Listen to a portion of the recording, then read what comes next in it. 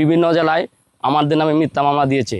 আমরা ঘরে থাকা অবস্থায় আমার ঘর থেকে তুলে নিয়ে কিশোরগঞ্জের একটা মামলা আমাকে ঢুকিয়ে দেওয়া হয়েছে। তারপর সেই মামলার বাদী বলছে যে আমি এই আসামি আমার না।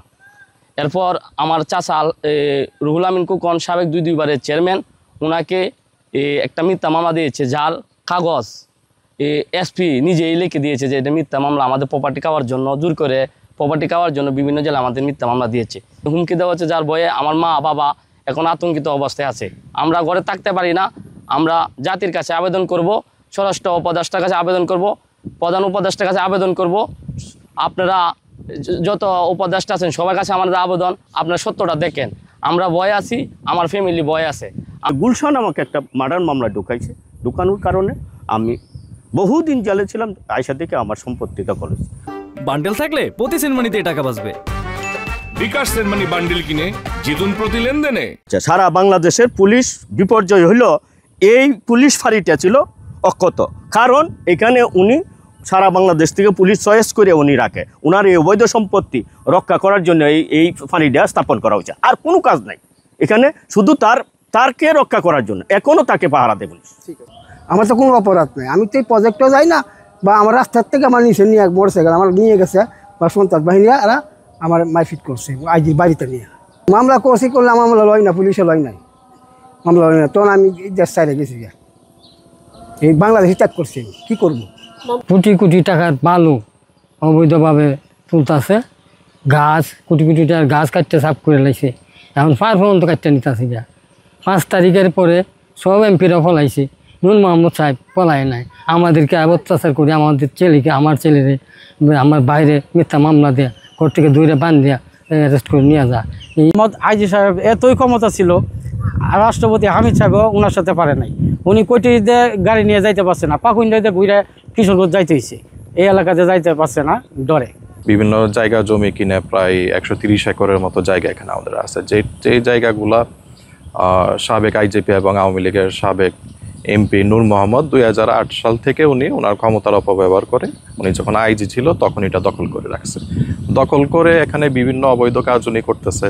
উনি এখান থেকে বালু তুলতেছে, বালু উত্তোলন করতেছে, সব আইন লঙ্ঘন করে উনি বালু তুলতেছে। কোনো কারো বাধাই সে মানে না।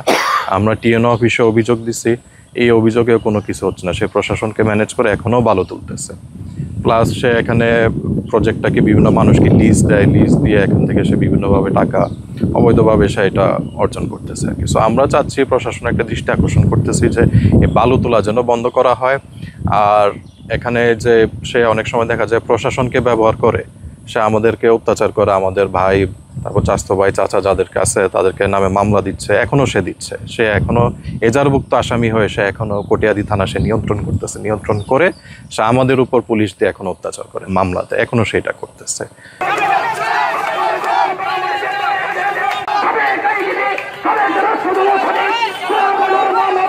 এটা আমার বাড়ির সামনে, এবং এই যারা প্রপার্টির মালিক ওরা আমার পরিচিত। এই জন্যই বারবার এই বিড়ম্বনার সম্মুখীন হচ্ছি। ওইটা একটা অকশন প্রপার্টি, সোনালী ব্যাংক থেকে একটা অকশন দেওয়া হয়েছে। অকশন দেওয়া ফলে ওইটা বিশেষ বিল্ডার্সের নজরুল ইসলাম ওদের কাছ থেকে এই ক্রয় করেছে এবং অকশনে পার্টিসিপেট করছে।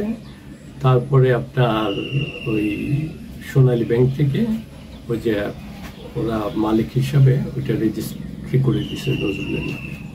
এটা হলো মুদ্রা কথা। আর এখানে আর যে ব্যক্তিগত প্রপার্টি সম্পদ যেটা ছিল এটিও তার নামে রেজিস্ট্রি করে দিছে।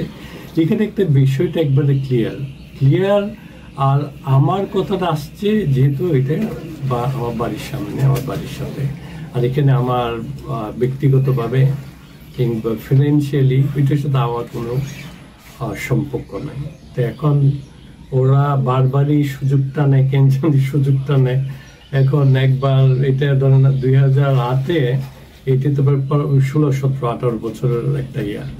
আর ওদেরকে বারবারই বলা হয়েছে এলাকা ভিত্তিক, এলাকা ভিত্তিক শালিত দেওয়া হয়েছে। আমি নিজে উদ্যোগ নিয়ে কয়েকবার চেষ্টা করেছি, যেহেতু বিষয়টি এরকম কথাবার্তা হচ্ছে সুরাহ করার জন্য। ওরা কোনো কাগজপত্র শো করতে পারে না, ওদের কাছে কোনো কিছুই নাই। এখানে প্রপার্টির সাথে ওদের কোনো রকম কোনো ধরনের সম্পর্ক নাই, ওদেরও কোনো সম্পর্ক নাই, প্লাস আমার কিংবা আমার পরিবারের কিংবা আমার খুব ঘনিষ্ঠ জনের কারো কোনো সম্পর্ক নাই। কিন্তু এটা জাস্ট এখন একটা পট পরিবর্তনের পরে যেটা হয় এই সুযোগটা নেওয়ার চেষ্টা করছে।